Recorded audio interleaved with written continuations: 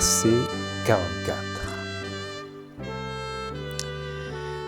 Et dans le temps de ces rois, le Dieu du ciel suscitera un royaume qui ne sera jamais détruit.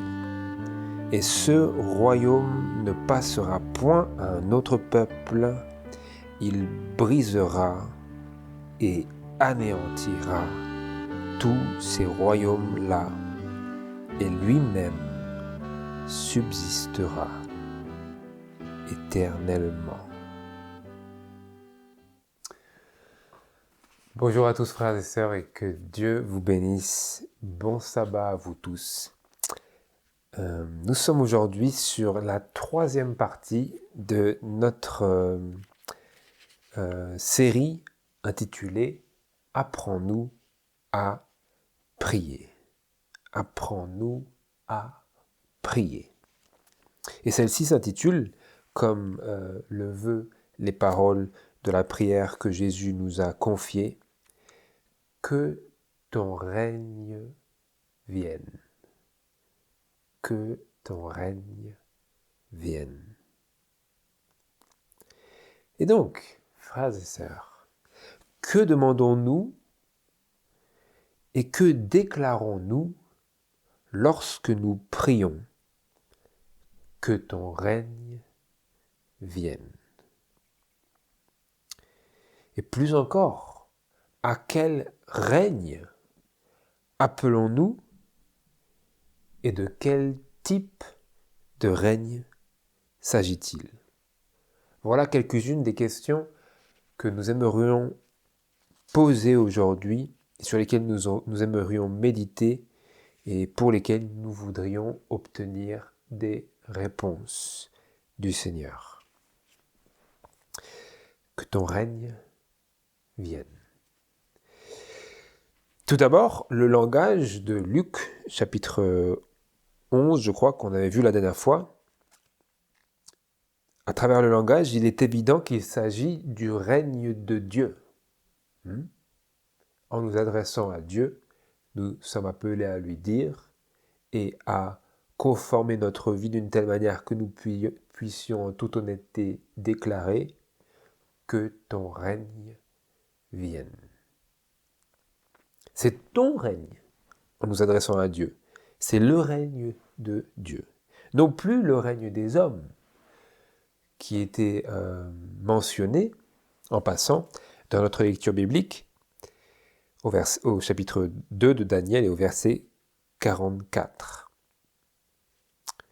Par rapport à tous ces royaumes, depuis Babylone jusqu'au royaume avec un S d'Europe, jusqu'à l'Union européenne de nos jours, qui était représentée par ces orteils de fer et d'argile, c'est-à-dire une union fragile, de la même manière que l'argile et le fer ne s'unissent pas bien et ne sont pas de nature à se réunir, moléculairement parlant.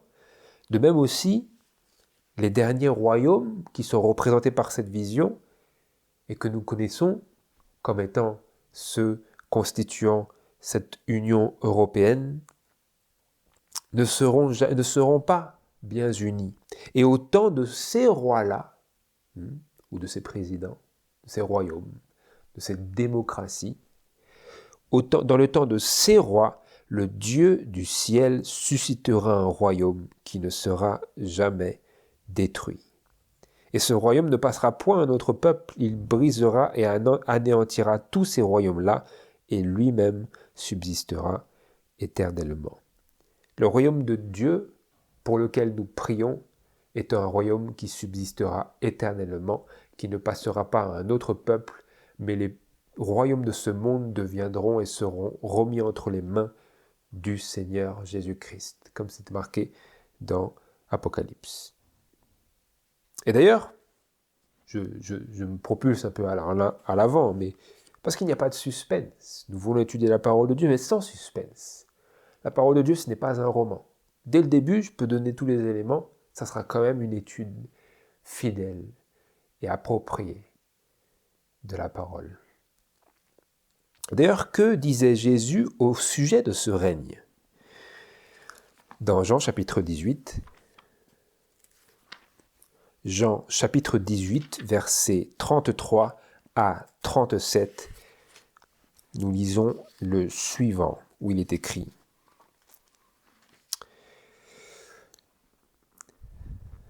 Par rapport au royaume pour lequel nous sommes et nous avons été appelés par Jésus lui-même à prier. Jésus disait dans son entretien avec Pilate, alors que Pilate l'interrogeait sur son identité. Je lis au verset 33, Jean chapitre 18. Alors, je vous passe les détails du contexte, vous connaissez, Jésus était dans le prétoire, prêt et sur le point d'être crucifié, et il avait cet entretien avec Pilate. Alors Pilate rentra dans le prétoire, et ayant fait venir Jésus, il lui dit, « Es-tu le roi des Juifs ?» Es-tu le roi des Juifs? Es-tu roi? Es-tu roi? Jésus lui répondit, « Dis-tu cela de toi-même, ou d'autres te l'ont-ils dit de moi ?» Vous voyez, Jésus n'était pas de nature à sauter sur la moindre apparente occasion d'évangéliser quelqu'un. Il voulait savoir, tu le dis de ton propre cœur, parce que tu as envie de réfléchir sur la question, ou juste parce que quelqu'un te l'a dit de moi. C'est une leçon en soi. Parfois, je sais que moi je l'ai été par le passé, dans les années passées, je pensais que chaque personne me posait une question était une opportunité de salut ou d'évangélisation. Ce qui n'est pas forcément toujours le cas et cela Jésus le savait. Parfois, certains ne sont pas animés des meilleures intentions lorsqu'ils posent leurs questions. Et c'est pour s'assurer et discerner cela que Jésus posa cette question. Jésus lui répondit, « Dis-tu cela de toi-même? Ou d'autres te l'ont-ils dit de moi ?» Pourquoi tu poses la question? Pilate répondit, « Suis-je juif, moi? Ta propre nation et les principaux sacrificateurs t'ont livré à moi. Qu'as-tu fait? » Jésus répondit, « Mon royaume n'est pas de ce monde. Si mon royaume était de ce monde, mes serviteurs combattraient, afin que je ne fusse pas livré aux Juifs. Mais maintenant, mon royaume n'est pas d'ici-bas. » Alors Pilate lui dit, « Es-tu donc un roi ?» Ou dans d'autres versions, « Es-tu donc roi ?» Jésus répondit, « Tu le dis que je suis roi. Je suis né à cette fin, et pour cette raison je suis venu dans le monde afin de rendre témoignage à la vérité. Quiconque est de la vérité entend ma voix. » Nous avons ici des éléments qui nous permettent de commencer à fournir et à recevoir des réponses à nos interrogations sur le type de royaume pour lequel nous sommes appelés à prier dans notre relation à notre Père céleste et à Dieu. Quel est ce royaume? Quelle est la nature de ce royaume? Jésus disait, « Mon royaume n'est pas de ce monde. » Jésus était le roi des Juifs, il est le roi des rois. Donc il est également le roi de son peuple. Les Juifs étaient alors l'Église de Dieu. Aujourd'hui, ils ne la sont plus parce qu'ils sont apostats et récalcitrants à l'évangile de Jésus-Christ. Toutefois, alors, ils l'étaient. Et donc dire que Jésus était roi des Juifs, c'est dire que Jésus était roi de l'Église de Dieu sur la terre. Ce qu'il est encore aujourd'hui. Quoique cette Église ait changé de visage. Toutefois, c'était et ce sont encore ceux qui aiment Dieu et qui gardent ses commandements. Certes, il y en a peut-être qui croient sincèrement en Dieu, mais bibliquement parlant, ce sont là le peuple de Dieu et son Église. Certains sont peut-être en chemin vers cela, désireux, mais attention, parce que comme le dicton le dit bien, l'enfer est rempli de bonnes intentions. Et donc, Jésus disait, mon royaume n'est pas de ce monde. Donc le royaume et le règne pour lequel nous prions est un règne et un royaume pas de ce monde. Nous prions pour un règne et un royaume qui est différent des royaumes et des règnes de la terre. Si différent d'ailleurs que lorsqu'il viendra, tous les autres royaumes et règnes seront anéantis. Lorsque le roi de ce royaume viendra, les royaumes de ce monde ne peuvent coexister avec le royaume dont il est ici question. Le royaume de Dieu dont Jésus est roi. Mon royaume n'est pas de ce monde. Et nous voyons ici également au verset 37 que nous venons de lire que le royaume dont Jésus est roi n'est pas de ce monde, c'est le royaume de la vérité.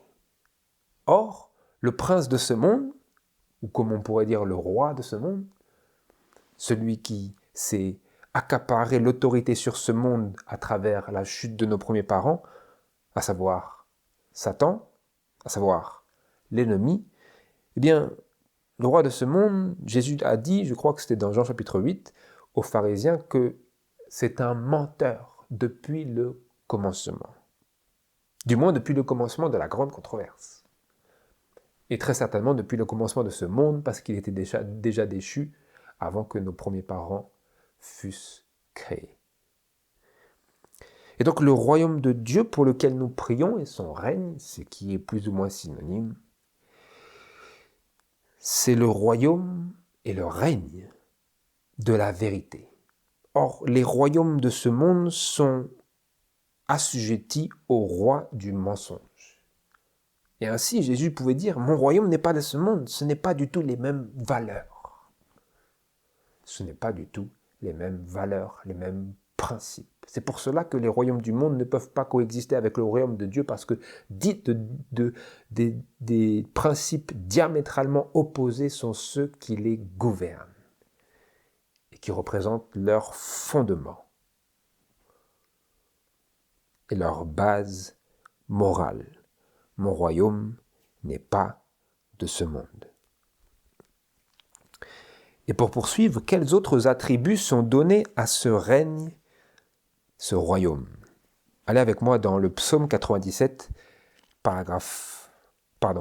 versets 1 et 2. Le psaume 97, versets 1 et 2, il est écrit: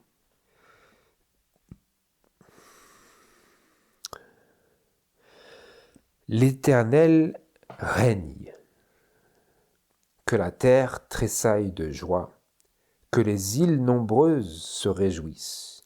La nuée et l'obscurité sont autour de lui. La justice et le droit sont la base de son trône. La justice et le droit sont la base du trône du royaume de Dieu. Le trône sur lequel le roi de ce royaume s'assoit. Le trône est l'objet représentatif de la suprématie de Dieu et de son royaume. Et ce trône-là a pour base la justice et la droiture.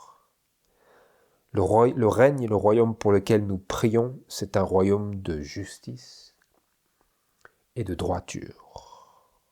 D'ailleurs, par rapport à cela, nous nous tournons vers les paroles de Matthieu chapitre 6, verset 33. Matthieu chapitre 6, verset 33, qui est directement lié à la prière que nous sommes appelés à prier et qui lui ajoute une certaine ampleur et élargit sa signification. Dans Matthieu chapitre 6, 33, il est écrit: Au verset 31, le contexte le dit « Ne soyez donc point en souci, disant que mangerons-nous, ou que boirons-nous, ou de quoi serons-nous vêtus, etc. » Parce que ce sont les gentils qui recherchent toutes ces choses, car votre Père céleste sait que vous avez besoin de toutes ces choses-là. Mais, verset 33, « Mais cherchez premièrement le royaume de Dieu et sa justice. Et toutes ces choses vous seront données par-dessus. » Donc lorsque nous sommes appelés à prier que le règne et le royaume de Dieu viennent, nous sommes également appelés à chercher premièrement le royaume de Dieu. Donc prier que ton règne vienne, c'est également être déterminé et choisir de chercher ce royaume premièrement et de ne pas nous inquiéter des autres choses pour lesquelles nous pourrions être en souci. Mais Dieu nous assure et nous donne une psychologie évangélique de libération en nous promettant que si nous nous focalisons sur ce que nous serions tentés de remettre à l'arrière-plan systématiquement, si nous nous focalisons sur cela en premier, c'est-à-dire le règne et le royaume de Dieu, alors Dieu s'occupera de toutes les choses pour lesquelles nous sommes sans cesse et souvent, ou parfois, en souci. Ne soyez donc point en souci pour toutes ces choses, en disant « Que mangerons-nous ? Que boirons-nous ? De quoi serons-nous vêtus ?» Dieu dit « Cherchez premièrement le royaume de Dieu. » Que cela soit votre priorité, quelles que soient vos circonstances, vos douleurs, vos épreuves, vos souffrances. Cherchez premièrement le royaume de Dieu. Et dites de tout votre cœur et par vos actes et vos paroles et vos pensées que ton règne vienne. Nous cherchons en premier, quelles que soient les offres d'emploi, quelles que soient les facilités, quels que soient les conforts, que notre focalisation et notre parfaite concentration soient la préparation pour et la recherche et la pratique des principes du royaume de Dieu. Vous voyez ? Que ton règne vienne. Et tout ce que cela veut dire. Pour élargir encore le sens et les attributs qui nous sont donnés dans la parole de Dieu de ce royaume, nous nous tournons vers les paroles d'Hébreux chapitre 1, Hébreux chapitre 1, versets 8 et 9. Hébreux chapitre 1, verset 8, il est écrit, le verset 7 nous dit que quant aux anges, il dit « Il fait de ses anges des esprits et de ses ministres une flamme de feu ». Mais, verset 8, celui qui nous intéresse, « Mais au Fils, il dit « Ton trône, ô Dieu, est pour toujours et toujours, et le sceptre de ton royaume est un sceptre de droiture.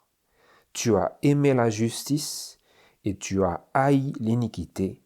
C'est pourquoi Dieu, même ton Dieu, t'a oint d'une huile de joie au-dessus de tes semblables. » Au Fils, il dit, parce que le Fils est le roi, rappelez-vous. Le roi de son Église est le roi des rois, de telle sorte que lorsqu'il sera en contact direct avec les rois de la terre, ils ne pourront que s'assujettir à lui, mourir devant la gloire de sa face, parce que le royaume de Dieu est à lui. Ton trône, ô Dieu, est pour toujours, éternellement. Le sceptre de ton royaume est un sceptre de droiture. C'est Dieu, Jésus-Christ, le Fils, qui tient le sceptre de ce royaume pour lequel nous prions, qui est un royaume conduit et gouverné par la droiture, dans lequel le roi aime la justice et haït l'iniquité. Cela nous permet également d'élargir la nature de ce royaume pour lequel nous prions. C'est un royaume de justice, un royaume de droiture, un royaume de vérité. Lorsque nous prions que ton règne vienne, nous prions pour des choses qui souvent n'existent pas dans les règnes et les royaumes du monde. Et nous prions pour des choses qui, même pour aller plus loin, n'existent même pas dans nos propres vies. Et donc, prier que le règne de Dieu vienne, c'est d'abord et avant tout réaliser que nous demandons une transformation de nos propres vies pour que le royaume de Dieu, quand il vient, ne nous détruise pas complètement. Comprenez ? Quand nous disons que ton règne vienne, ce n'est pas dire dans 6000 ans, non, c'est très bientôt. Aux portes du monde, et Jésus se tient aux portes de notre cœur pour que nous puissions réaliser qu'est-ce que cela veut vraiment dire quand nous prions que son règne vienne et se hâte de venir. Pouvons-nous, en toute conscience, prier cela ? Sommes-nous prêts à prier cela ? Et réalisons-nous les implications d'une telle prière ? Pouvons-nous continuer de dire de tout notre cœur, Seigneur, apprends-nous à prier et apprends-nous à désirer de vouloir dire de tout notre cœur ce que nous disons par nos bouches et nos lèvres.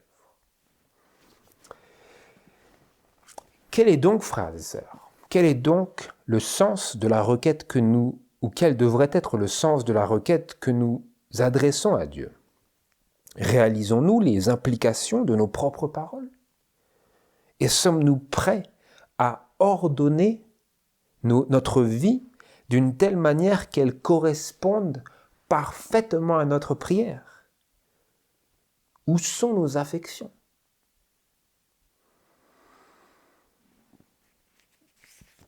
Lorsque nous disons que ton règne vienne, où sont nos affections ? Est-ce que nos affections sont sur la terre, avec les royaumes de la terre ? Parce que la terre ne peut pas fonctionner et nous ne pouvons pas avoir les conforts que nous en retirons sans les royaumes de la terre. Tout cela fonctionne parce que les royaumes sont établis, fonctionnent. S'il n'y a plus les royaumes, ça serait l'anarchie. Vous voyez, donc, notre vie sur la terre est étroitement liée à l'existence et la pérennité des royaumes de la terre, dont les principes sont très souvent diamétralement opposés aux principes qui régissent le royaume de Dieu pour lequel nous prions. Il faut réaliser un peu. Considérez avec moi, frères et sœurs, les affections de Jésus et la validité de ses prières. Dans Matthieu chapitre 4, versets 8 à 11. La raison pour laquelle je parle de la validité de ces prières, c'est pour mettre en contraste les prières de Jésus et les nôtres, dont les cœurs sont souvent doubles. Matthieu chapitre 4, versets 8 à 11. Il est écrit ici au sujet de la troisième tentation que le diable assena à Jésus, pourrait-on dire, dans le désert de la tentation. Et sa grande tentation à la fin de son jeûne. Matthieu chapitre 4, verset 8, je lis. Le diable le mena encore sur une montagne fort haute et lui montra tous les royaumes du monde et leur gloire. Et lui dit, je te donnerai toutes ces choses si, te prosternant, tu m'adores. Alors Jésus lui dit, arrière, Satan, car il est écrit, tu adoreras le Seigneur ton Dieu et tu le serviras lui seul.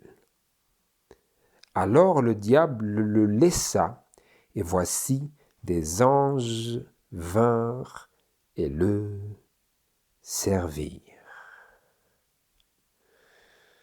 Quand est-ce que les anges viennent? Lorsque nous avons résisté. Ils sont là aussi lorsque nous résistons, mais lorsque nous avons obtenu la victoire, nous obtenons une consolation incomparable de Dieu. Et c'est ce qui nous est illustré par la victoire de Jésus sur le tentateur. Et sa résistance à la dernière, pour ainsi dire, tentation de Satan. Nous voyons ici que Jésus résista de tout cœur, à la proposition de Satan de lui offrir les royaumes de la terre. Son objectif suprême et ce pourquoi il aspirait, c'était l'établissement et la venue du royaume de Dieu. Vous voyez ? La raison pour laquelle Jésus a résisté à cette offre, cette proposition du diable, c'est parce que l'objectif de Jésus et ce pourquoi il aspirait, c'était que le royaume de Dieu vienne et soit établi. Que disait-il? Repentez-vous car le royaume de Dieu est proche.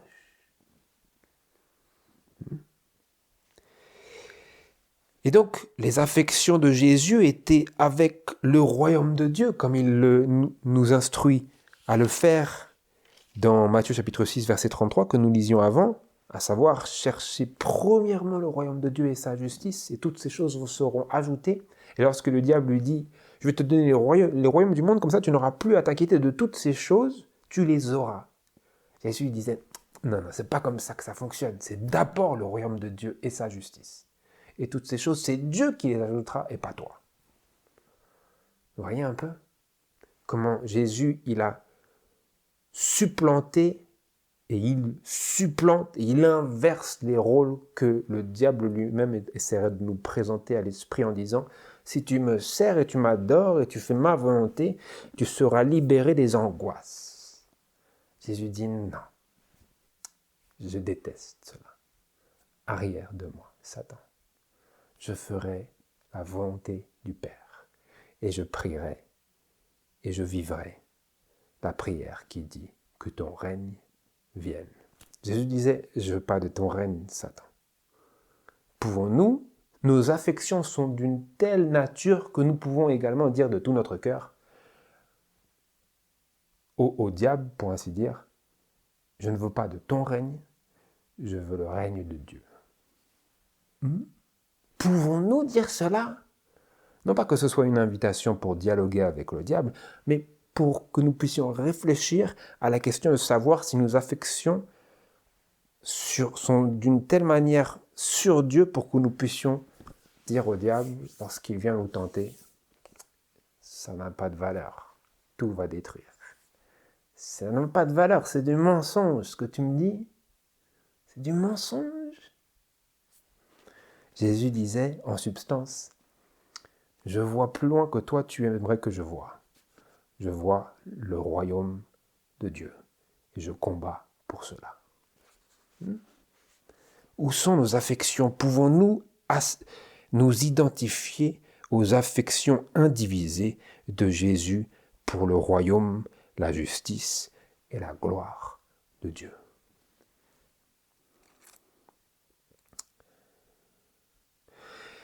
Plus encore, frères et sœurs, plus encore. Quelle implication a cette prière? Que ton règne vienne. Quelle implication a-t-elle? Allez avec moi dans le passage de Matthieu chapitre 6, verset 19. Matthieu chapitre 6. Nous sommes encore sur la question des affections ici parce que j'aimerais nous faire discerner que la question du royaume de Dieu est indivisiblement liée à nos affections. Et la question de la validité de notre prière et de notre répétition de cette prière est étroitement liée à nos affections et à la place et à l'objet de nos affections. Nos affections sont-elles sur la terre et les choses et les personnes de la terre ou sont-elles avec Dieu? Nous affectionnons-nous à Dieu et au ciel, ou nous affectionnons-nous à la terre, à ses plaisirs, à ses attraits, à ses tentacules, sur nos émotions, nos sentiments? Réfléchissez. Matthieu chapitre 6, verset 19, nous lisons: « Ne vous amassez pas des trésors sur la terre, où la teigne et la rouille corrompent, et où les voleurs percent et dérobent. Mais amassez-vous des trésors dans le ciel, où ni la teigne ni la rouille ne gâtent rien, et où les voleurs ne percent ni ne dérobent point. Car où est votre trésor, là sera aussi votre cœur. L'œil est la lumière du corps. Si donc ton œil est sain, tout ton corps sera plein de lumière, mais si ton œil est mauvais, tout ton corps sera plein de ténèbres. Si donc la lumière qui est en toi est ténèbres, combien sont grandes ces ténèbres? Nul ne peut servir deux maîtres, car ou il haïra l'un et aimera l'autre, ou il s'attachera à l'un et méprisera l'autre. Vous ne pouvez servir Dieu et Mammon. Et vous me direz, mais c'est quoi le rapport, mon frère? Le rapport, c'est que nous ne pouvons prier que ton règne vienne et en même temps avoir nos affections sur la terre et le royaume de Mammon. Le royaume de Mammon, c'est le royaume de l'argent, le royaume du confort, le royaume de moi, et Dieu, ça vient après. Vous comprenez? Dire de notre cœur et avec nos paroles, nos pensées et nos actes que ton règne vienne, c'est également réaliser que nous pouvons avoir nos affections à la fois sur le monde et avec Dieu, espérant et attendant la venue de son royaume. Vous voyez? Nul ne peut servir deux maîtres. Parfois, nous aimerions servir de maître. C'est comme cela que le Laodicéen est présenté. Dans le message de Jésus, le témoin fidèle et véritable à Laodicée, il dit « Tu es tiède. Tu bois des deux côtés. » Comme Élie le disait au peuple d'Israël sur le mont Carmel. « Jusqu'à quand boiterez-vous des deux côtés ?»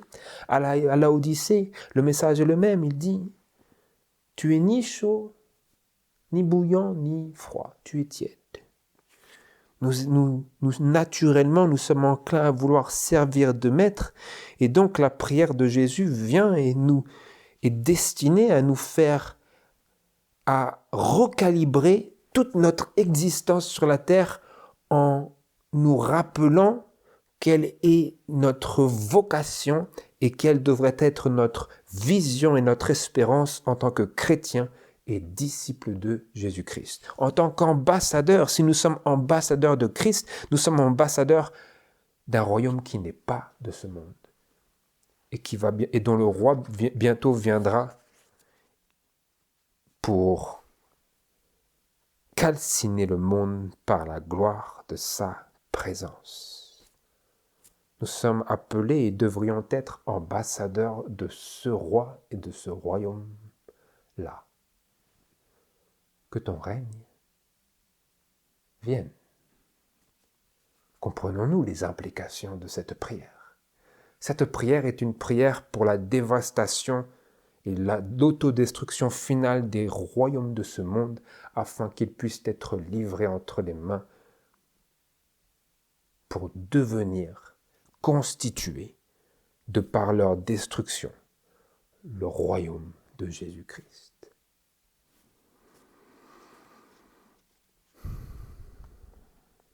Et donc, frères et sœurs, prier que le règne de Dieu vienne, c'est renoncer à l'établissement d'un règne à nous sur la terre. D'une prospérité dans ce monde. C'est renoncer à la tendance naturelle du cœur humain à vouloir s'attacher aux biens de ce monde, aux relations de ce monde qui n'ont pas Christ pour leur fondement et leur direction.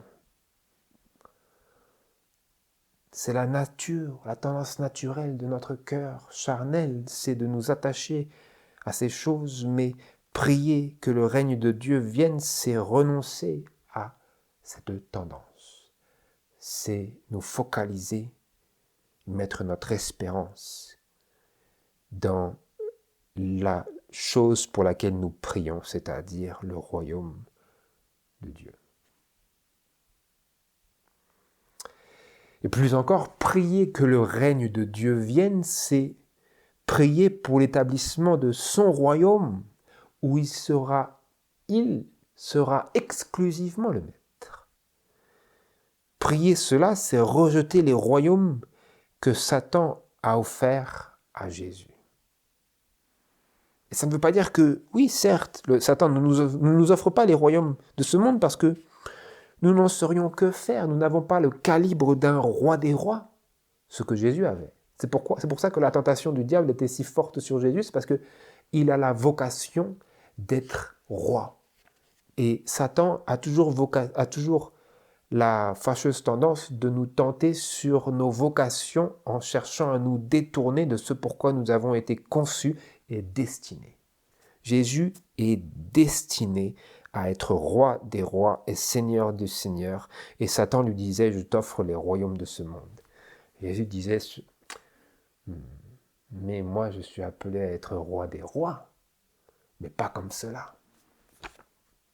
Quand ils se seront détruits, alors je serai roi d'eux. Je serai roi de leurs cendres. C'est comme cela que Jésus est appelé roi des rois. Il est appelé roi de ces rois-là parce qu'il les domine providentiellement par sa suprématie divine, mais pas parce qu'il règne sur eux sur la terre, parce qu'il disait « Mon royaume n'est pas de ce monde ». Il est venu en tant que roi pour rendre témoignage à la vérité, parce que le royaume qu'il est venu représenter au monde et à son Église, à son peuple, c'est le royaume de la vérité. Je cherchais à nous orienter vers la conclusion de cette méditation aujourd'hui. Pour cela, j'aimerais que nous lisions la citation suivante qui se trouve dans Fundamentals of Christian Education à la page 332 et au paragraphe 1, cette petite phrase sur laquelle j'aimerais que nous puissions rebondir dans notre méditation de la parole de Dieu, qui nous dit, ceux qui croient en Jésus-Christ sont transformés de rebelles à la loi de Dieu en serviteurs obéissants et sujets de son royaume. Qu'est-ce qui est marqué ? Ceux qui croient en Jésus-Christ sont transformés d'étant d'une part ou premièrement rebelles à la loi de Dieu, ils sont transformés en serviteurs obéissants et sujets de son royaume.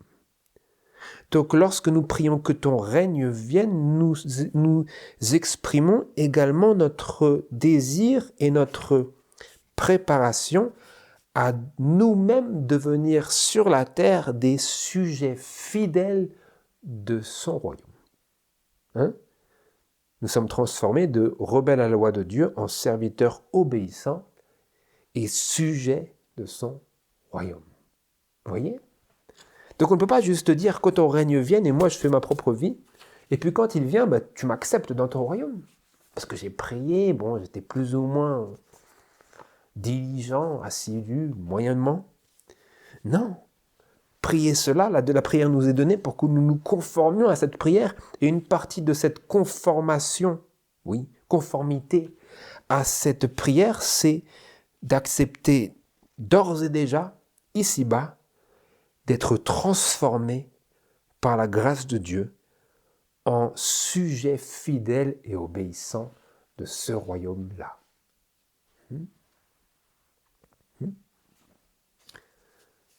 Le royaume, c'est un royaume d'ordre et de discipline. Nous ne pouvons pas prier cette prière, et d'ailleurs nous sommes appelés à la prier en tant que disciples de Jésus-Christ, parce que c'est la prière que Jésus a confiée à ses disciples. Et nous devons être ceux qui ont reçu, qui ont été convertis au Seigneur à travers leurs paroles. Et cette prière que nous sommes appelés en tant que son Église, et qui est censée véhiculer l'esprit qui nous anime, nous communique le fait que nous devrions d'ores et déjà nous préparer à être les sujets de ce royaume-là lorsque nous prions cela. Mais lorsque le royaume de Dieu vient, est-ce que Dieu il va accepter plusieurs petits atomes indépendants et divisés et inunissables, réticents à s'unir les uns avec les autres? C'est comme cela, le royaume de Dieu. Vous voyez, c'est des choses qui sont évidentes. Et donc, prier que le royaume de Dieu vienne, c'est réaliser la nécessité et notre responsabilité de nous relationner à Dieu comme ses fidèles sujets, à savoir les fidèles sujets de son royaume. J'aimerais vous attirer votre attention vers les paroles de Exode chapitre 19, verset 6. Exode chapitre 19, verset 6, où il est écrit: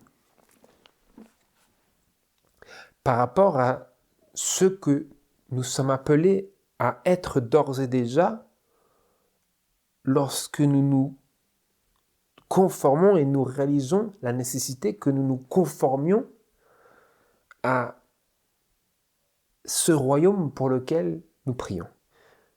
Je continue. Exode chapitre 19, verset 6, il est écrit: et vous me serez un royaume de sacrificateurs et une nation sainte.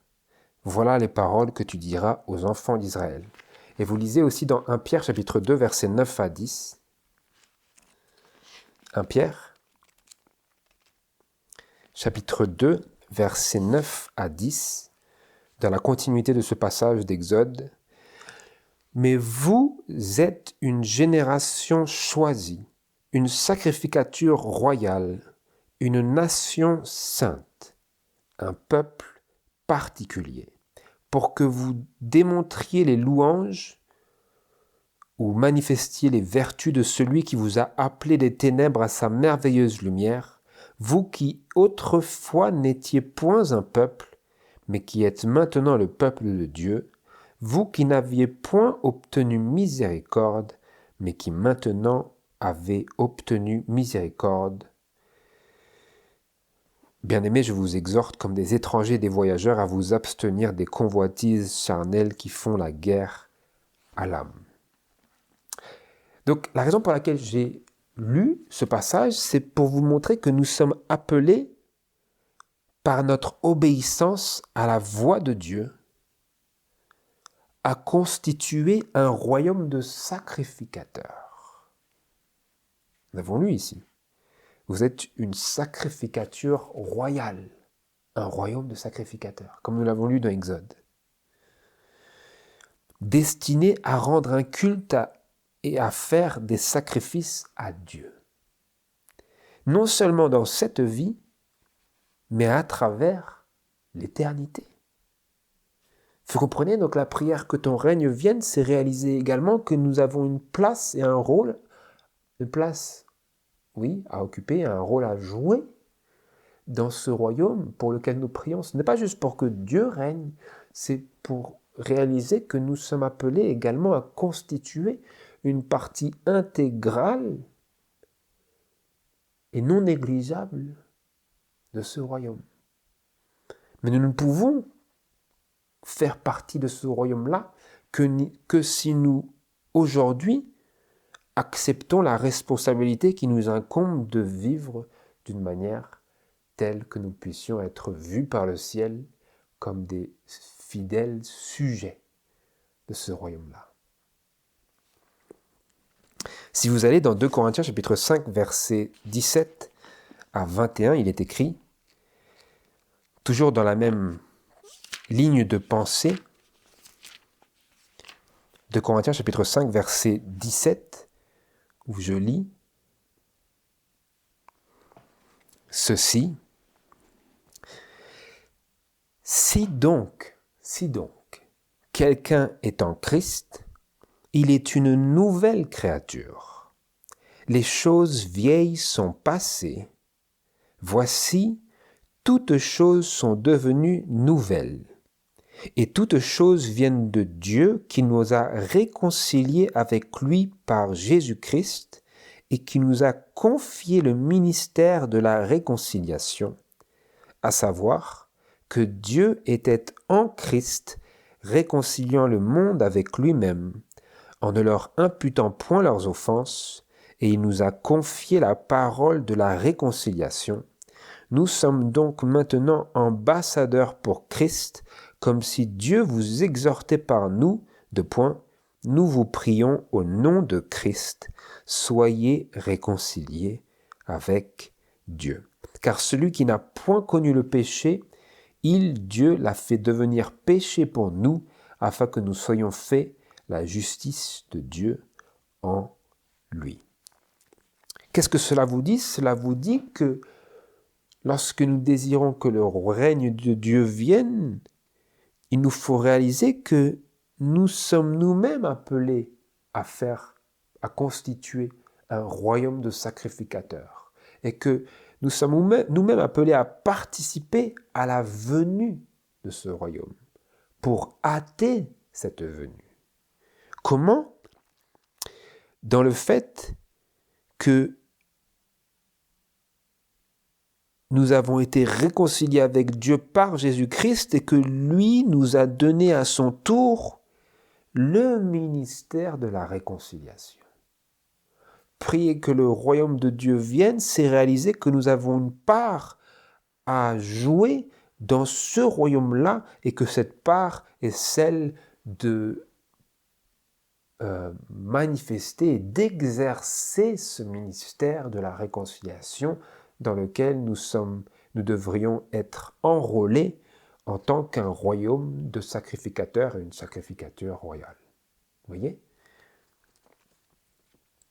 Et donc, comme Jésus nous a démontré et révélé le caractère et l'amour du Père, étant lui-même notre avocat et notre souverain sacrificateur auprès de Dieu, il nous a à son tour confié le ministère de la réconciliation afin que nous occupions la fonction d'ambassadeur pour Christ, ce que nous venons de lire ici, verset 20, et de représentant de son royaume. Vous voyez? Qu'est-ce que c'était? Verset 20, nous sommes donc maintenant ambassadeurs pour Christ. Et Christ est le roi. Nous sommes ambassadeurs du roi, ambassadeurs du royaume de Dieu.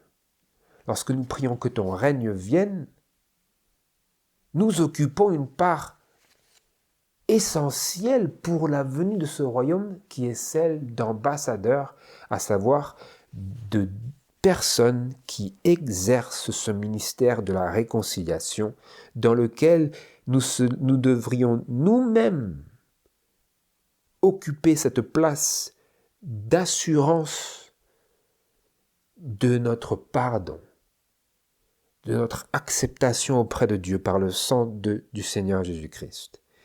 Et dans lequel ministère, nous devrions également être si sécurisés dans cette assurance personnelle de notre rédemption que nous puissions également communiquer cette assurance pour ramener les brebis qui écoutent la voix de la vérité dans le bercail de la vérité de Jésus-Christ pour ces derniers jours. Vous voyez? Que ton règne vienne. Nous occupons une place indispensable pour la venue de ce royaume. Parce que, ayant été nous-mêmes réconciliés, Dieu nous a confié le ministère de la réconciliation pour que nous devenions ses instruments pour que d'autres puissent être réconciliés. Si peu soit-il, parce que nous sommes à la fin de la moisson, maintenant il n'y a qu'un petit glanage, nous ne devrions plus dire les champs sont blancs et la moisson est prête, il y a tellement d'âmes. Nous ne devrions plus dire cela, mes frères et sœurs. Il faut arrêter. Mais bien que le glanage est très éparpillé et peu nombreux, qu'il y a très peu encore à récolter. Toutefois, dans Babylone, il y a déjà des personnes qui ont une relation avec Dieu, mais à qui la vérité n'a jamais été présentée dans toute sa splendeur. Et pour que le royaume de Dieu vienne, nous jouons un rôle indispensable et essentiel pour que Dieu puisse nous utiliser si nous sommes bien ancrés dans l'assurance de notre propre sécurité avec Jésus-Christ, et si nous-mêmes nous marchons en tant que sujets fidèles et obéissants d'une manière constante et durable devant Dieu, afin que nous puissions également être utilisés par lui pour servir de pont entre les enfants de Dieu, son peuple dans Babylone, et le salut final, à la fin du temps de détresse. Et surtout pour la décision au sein de la fin de la grande controverse entre le bien et le mal sur la question de la loi de Dieu. Vous voyez, que ton règne vienne. Et j'aimerais lire la déclaration suivante pour conclure. Dans Instruction pour un service chrétien effectif, à la page 257 et au paragraphe 1er, il est écrit: l'instauration du royaume des cieux est retardée ou avancée selon l'infidélité ou la fidélité des instruments humains. L'œuvre est entravée parce que l'humain ne collabore pas avec le divin. Les hommes peuvent prier, que ton règne vienne, que ta volonté soit faite sur la terre comme au ciel, mais s'ils ne font rien pour que cette prière soit exaucée, leurs requêtes resteront sans réponse. Ou littéralement, leurs requêtes resteront sans effet. Notre requête n'aura pas d'effet ni de réponse si nous ne faisons rien pour qu'elle soit exaucée. Si nous-mêmes ne faisons rien pour qu'elle soit exaucée. Donc la prière est non seulement un appel au soutien de Dieu, mais avant tout un miroir de notre propre fidélité ou infidélité. Comprenez? J'aimerais lire également le passage suivant dans Fundamentals of Christian Education à la page 209 et au paragraphe 1er. Dieu entend mettre en place, donc c'était dans le contexte des missions à l'étranger du temps de Sir White, donc on est au début du XXe siècle, mais ça a une certaine validité en termes de principes. Les principes qui sont énoncés, c'est cela que j'aimerais que nous soulignions et que nous relevions, et sur la base desquels nous puissions réfléchir et méditer. Dans le contexte de la prière pour que le règne de Dieu vienne. Je lis. Dieu entend mettre en place des forces dans votre pays pour contribuer à cette grande œuvre d'illumination du monde. Il a l'intention de vous employer, vous et vos enfants, comme soldats pour jouer un rôle dans cette guerre agressive contre les puissances des ténèbres. Et certainement, vous n'ignorerez pas la bénédiction de Dieu, et vous ne prendrez pas à la légère le privilège qui vous est accordé. Il voudrait que vous vous engagiez dans le conflit, que vous luttiez ensemble pour sa gloire, que vous ne recherchiez pas la suprématie, que vous ne vous efforciez pas de vous élever vous-même en dévalorisant les autres. Dieu aimerait vous insuffler le véritable esprit missionnaire. Donc tout ce qu'il a mentionné avant, c'était le faux esprit missionnaire.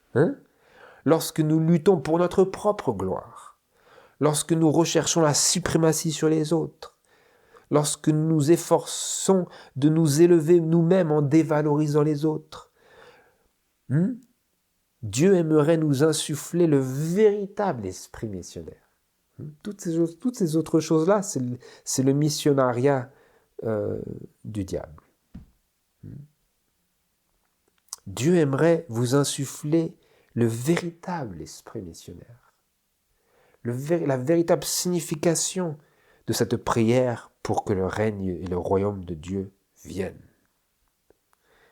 Non pas simplement la prière, mais la vie qui cherche à endosser la responsabilité d'exaucer sa propre prière. Je continue.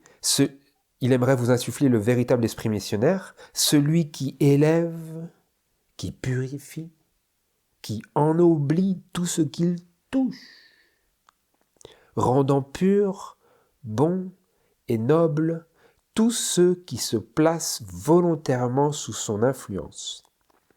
Car tout agent qui coopère avec les intelligences célestes sera revêtu de la puissance d'en haut et représentera le caractère de Christ. L'esprit missionnaire nous permet d'apprécier plus pleinement les paroles de la prière du Seigneur dans lesquelles il nous enjoint de prier, que ton règne vienne, que ta volonté soit faite sur la terre comme au ciel. L'esprit missionnaire élargit nos pensées et nous unit à tous ceux qui comprennent l'influence grandissante du Saint-Esprit. Vous avez compris ? L'esprit missionnaire, ce n'est pas juste de s'accaparer de son propre ministère pour élever sa propre gloire, s'élever nous-mêmes en dévalorisant les autres, etc., etc. Ça, ce n'est pas l'esprit missionnaire, mes frères et sœurs. C'est l'esprit satanique, mais revêtu d'un vêtement religieux de piété, de zèle. Alors que le véritable esprit missionnaire élargit nos pensées, au-delà de simplement notre propre mission autoproclamée.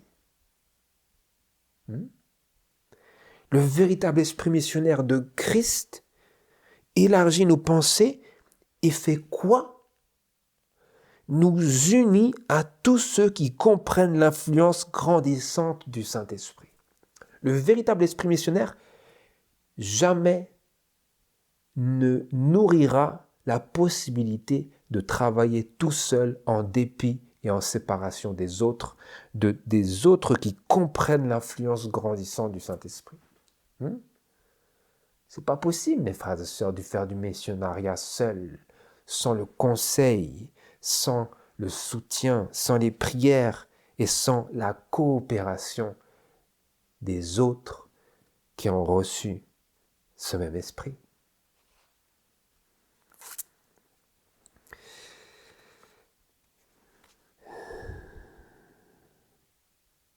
J'aimerais lire encore une fois juste le début de ce passage et après le reste, je vous le laisserai pour votre temps libre parce que le début est quand même très important.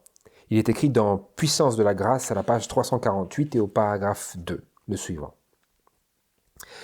Les disciples de Christ attendaient l'établissement immédiat de son royaume de gloire.